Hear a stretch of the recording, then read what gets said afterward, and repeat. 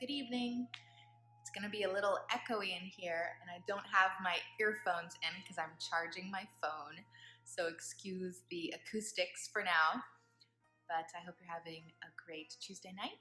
I know it might be a little bit late for some of you, but for others of you that are in a different time zone, it's going to be just that perfect time when you're winding down and getting to be relaxed. So if you know anything about me, I get kind of inspired and motivated by movies, and I get kind of introspective and philosophical. So I had a mother-daughter date tonight. And hi to Guam, hello. So I took my mom out to dinner and a movie, and we went to go see the Once Upon a Time in Hollywood. And I didn't know anything about it. I love seeing movies when I don't know anything about the movies.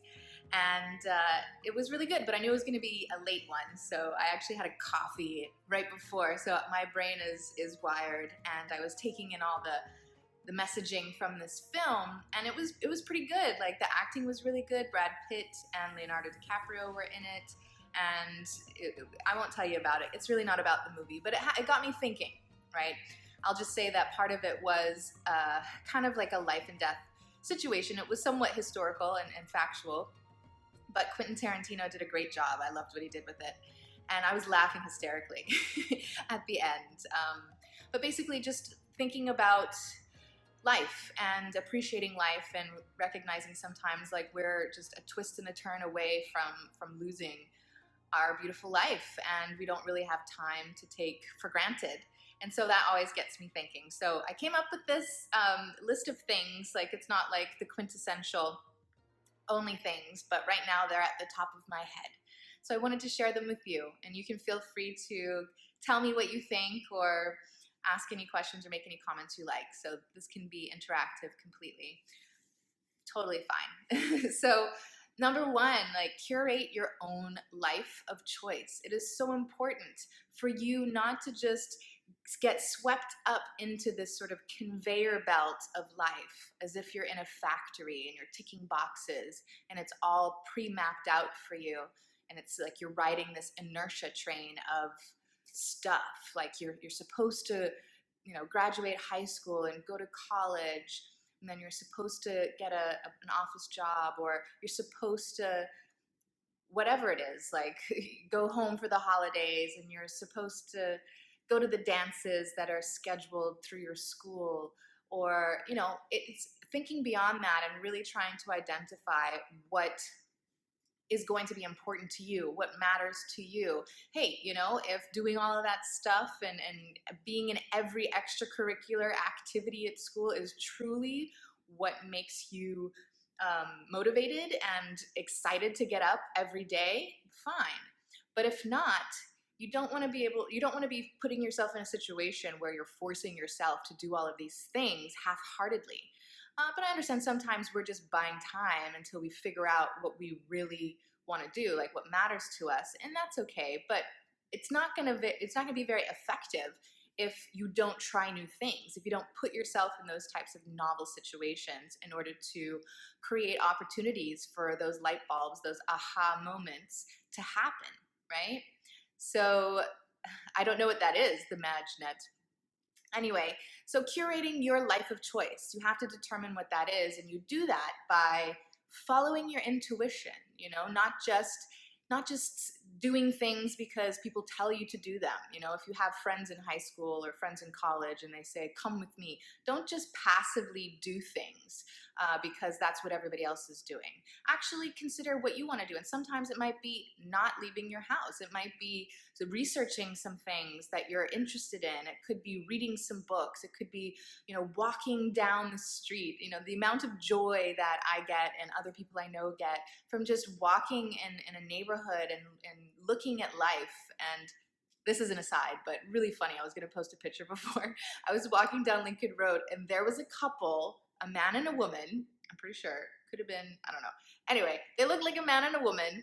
They were dressed exactly alike. It was so weird. And the outfit was weird. It was like a red striped polo shirt and white pants. They almost looked like Where's Waldo or something, but it was the strangest thing. I mean, maybe they were fraternal twins, but I think they were holding hands, so I'm pretty sure it was a couple. That was a very strange sight, but I didn't get a picture. Anyway, so the amount of joy that I get from just people watching and walking around my neighborhood, looking at like the cool little cafes and the restaurants and the shops and just meeting random people, and I think those are the things that not a lot of people take the time to do. It's usually just moving from point A to point B that they're concerned about, and being really fast and, just missing the in-between moments. And that to me is where you find the real gems of life, is in the in-between moments, not in the to-do list. And yeah, absolutely. I mean, it is a walking meditation in some sense, but for me, meditation is presence, it's mindfulness, and it's not necessarily, I think even like Alexander was talking about it in his email tonight, about meditation can be like escapism. And so to me, it's about true engagement and true presence in the moment, and finding joy in the simple things. And so, people are so sort of averse to standing out in that way or being weird in that way. So I think it's important to give ourselves permission to just, really sort of think outside of the box and determine what is it that actually motivates you. And you can even see in my face, I'm kind of looking at myself in the camera, like I'm lighting up just talking about the stupidest, nerdiest things that I could be doing by myself, but it makes me happy. So I've finally given myself permission to do this, to create and curate my life in this way. And just the amount of gratitude that comes with that, and recognizing that we can have this type of agency in our lives, and make our own rules that are, they don't have to be anything off the wall, but just some simple changes, and allowing yourself to say, this is what I would prefer to do. And sometimes it's not seeing the people you're supposed to be seeing, you don't have to go out with your friends all the time. And I think a lot of people feel pressured to do that. So, and even work-wise, right? Work-wise, it's important for you to determine what it is that you want to do day in and day out, so that you don't feel like you have to take vacations in order to live your life. That is so important, to be able to find some type of enthusiasm in what you're doing every day. Like, it's not everyone can be self-employed and an entrepreneur, freelancer, work online, whatever. But it's so important to have skills and to utilize the talents that you do have, no matter how mundane or small you think they might be. So being able to feel that sense of purpose and service and utility, it really does bring you joy. So don't just do something because it's a safe way to make money. Really, at least on the side, try to find something that you can do specifically to, just motivate you. Again, you want to be able to like wake up in the morning and be excited for your day and be like, yes, I can do today better. I have another chance to do this. And that sort of segues to people. So you want to be around people that you feel the same way about, you want to be around people and have people in your life that you're like, oh, I get to see this person, whether we're talking about, a romance, a love interest, or a family member. You want to be able to be excited to see them. And if you're obligating yourself to have all these people in your life that reduce your energy, that sort of regress that growth and that enthusiasm, they take away from your, I talked about this in my email this week, yesterday, about detaching from unhealthy people, how important it is to recognize that you can give yourself permission to stop spending time with people who conflict with that energy. It's like they're almost like suffocating or diluting that light and that positivity that you have. And it's not always about this sort of like hippie-like positivity, but just once you find something that gets you energized and you're around somebody else and they just tend to bring you down, do not make excuses for that and perpetuating that interaction in your life. You don't have to blame them. You don't have to attack them. You don't have to make this about them. Just make sure that you take notice of that and you take that data in and you say, you know what? I noticed in this situation or with this person this is how I responded. So that's not necessarily going to be the best choice for me to spend my time and energy on, and just redirect yourself. So what you need to do is have a few select people in your life that you feel invigorated around, that you feel challenge you in good ways, right? It's not about challenging like a power struggle, but it's about challenging in an elevation way, right? Like they help you grow, they help you become a better person.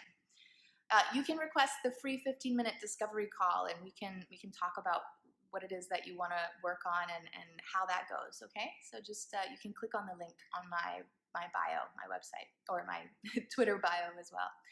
So yeah, being very selective with the people in your life and the people that you spend time with is absolutely essential. And I mentioned the Tim Ferriss saying about you are the average of the 5 people you spend the most time with. And that's absolutely true, because we have this contagion effect. We mirror in a complementary way what the energy is that we're getting from the environment that we're in and the people that are in it. And so basically, it's not necessarily like an exact replica, is what I explained. What it is it's like an equalization, if that's a proper word, right? Like a thermostat, I explained. So if you have something in a room that has a thermostat, like an AC going, like a hot fire or a stove, or the windows open, the sunlight's coming in, the AC has to work even harder to get to that comfortable temperature to keep itself running smoothly. And so that's what negative and unhealthy people are like when they're around you. So your energy's got to work harder in order to overcome and compensate for that intrusion that's interfering with your systemic flow. And so when you sense that, you need to take notice of that, and you need to honor that. You're not doing yourself enough in order to make yourself have like positive influences in your life that are healthy for you. You're not responsible. I think that's the word I was looking for. You're not, being responsible to yourself if you're not doing that. So it's really important for you to be selective with the people that you're spending time with.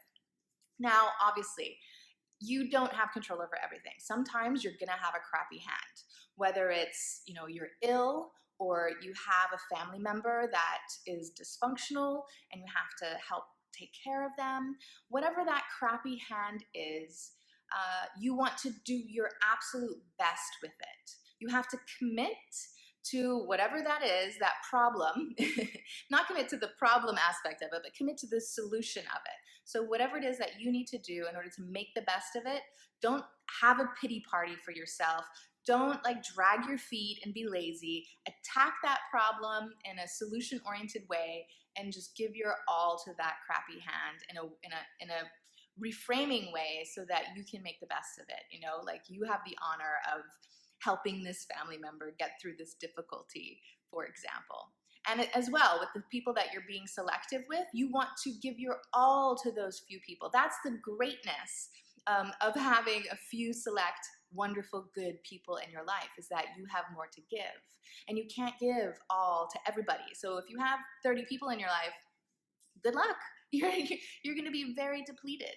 So if you have, a core group of 6 people, whether that's your lover, your mother, your children, whatever it is, if you have a smaller number of people, it's a lot easier, and you're included in that too, right? To give your all to those people. So important. You don't want to half-ass relationships. And each relationship is different, right? So you're not giving the same, the same amount of you or the same type of you to every person. So your mother's going to get something different than your boyfriend, than your best friend, than your child, or whatever. So being able to see that you're wearing kind of different hats, but whatever that role is, you just got to give it your all and do your best. So the last one is, don't be afraid to lose in love. And I know this is it's a hard thing to confront, because we want to guard ourselves and protect ourselves, but it is so important to accept that risk and face that fear, and recognize that you're basically sabotaging yourself if you're not willing to embrace that risk. If you can't get over that fear of losing in love, you're going to be cynical, you're going to be avoidant, you're going to be insecure, you're going to be numb. It's just going to really take the quality of your life and basically handicap you. You're welcome. And that's the best way that I can describe it, is just saying, you know what, it's being complacent. It's like, I'm gonna take one of the best things that can happen to me in my life, and I'm gonna say, you know what, it's not worth it. That risk involved in possibly getting to the icing on the cake is not worth the risk. I'm just gonna be safely down here and point at everyone and tell them like how silly they're being for taking the risk of climbing that mountain. It's not necessary, because you can face that fear. You can learn how to be resilient. So that's why I put the last one. I thought it might be a funny way of saying it, but all you need to do is commit to being resilient as fuck.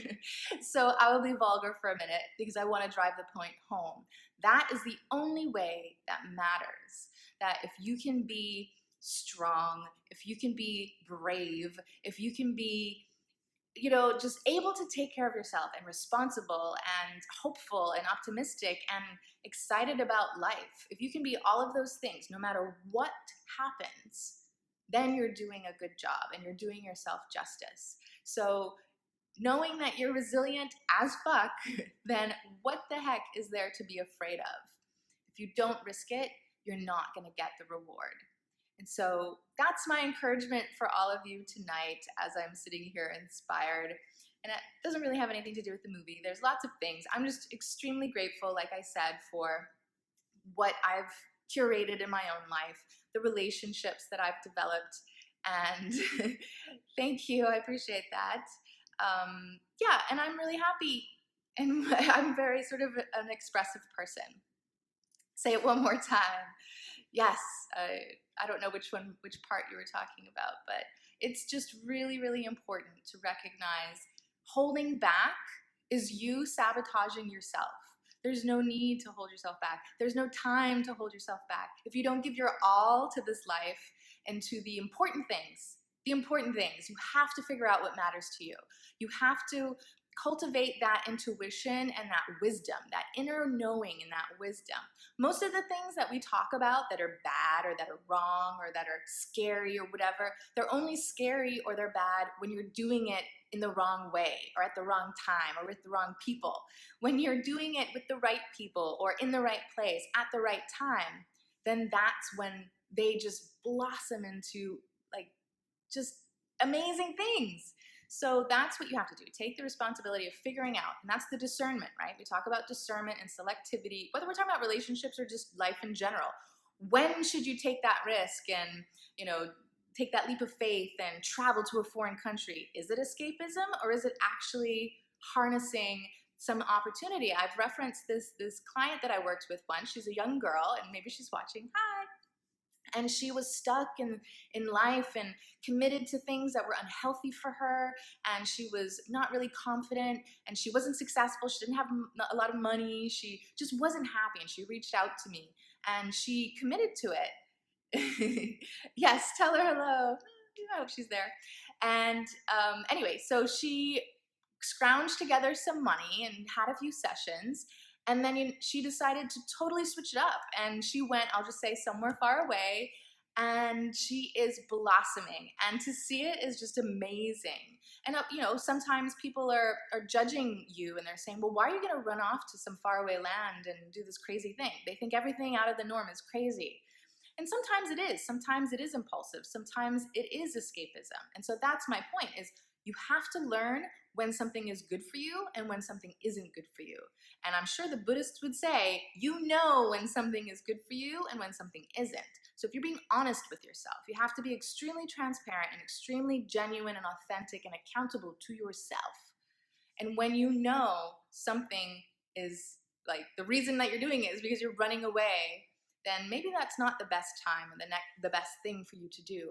But when you feel that invigorated spirit, that slight, you know, I forget the word that I call it. It's like frightening and exciting together. Like you're excited, you're anxious, but you're a little bit scared.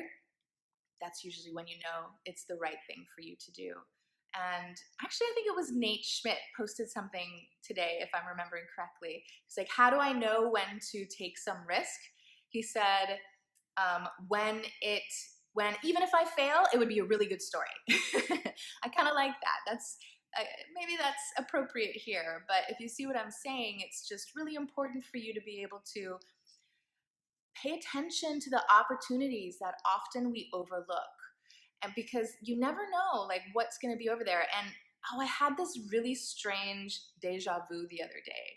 It's funny because I was going to tell the person that it was about. I decided not to because I was like, oh my gosh, if I tell him, what if it's like making it come true? But if I don't tell him, my point is there was a little bit of like this awareness that I've been in this position before and I made the wrong choice. And this is like my redo sort of situation. And I don't know if you have deja vu moments like that, but they're really eerie and they kind of echo with you for a while. And maybe that's also what's sort of leading into this, because I was only like 2 days ago. So listen to your own intuition and your own awareness, whatever you believe. If you don't believe in esoteric metaphysics, yada, yada, yada, or you believe in like just traditional religion, whatever your faith is, it always comes from that inner knowing and that connection to something bigger than you, right? So you do have to listen to it and pay attention to those things. Don't numb yourself from it. Don't dismiss it. Don't avoid it. That is knowledge coming through to you. And you can really use that to make your decisions, and you don't have to justify that to anybody. You don't have to explain to your mother, to your sister, to your best friend why you're doing something. Don't feel obligated. You can just know in yourself that this is the right thing for me. I've thought through this. I have the worst case scenario and the best case scenario in mind, and I've decided responsibly and with accountability that this is my decision going forward because XYZ. As long as you have your reasons for something, it doesn't have to make sense to anybody else. That's the most important thing, to be mindful and intentional about that. But if you're not open to even like taking those types of chances, again, you're basically just handicapping yourself out of an amazing life. You're just already, causing yourself to start at a lower level of potential. So don't do that. There's a lot of potential out there to have an ideal life and really enjoy.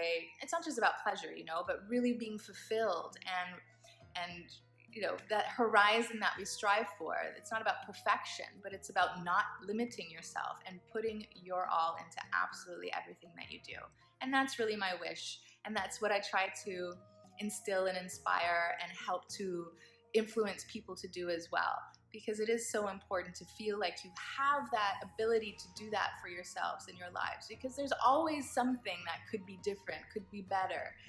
And if we focus on those things, we'll never be able to feel like we have the opportunity to create that greatness. So I appreciate you all listening. I think this is the most people I've had on a Periscope at one time.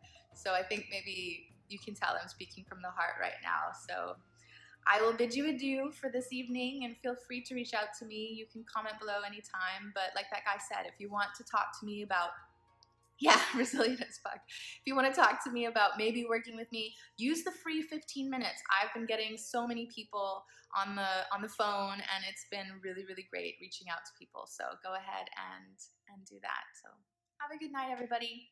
Ciao.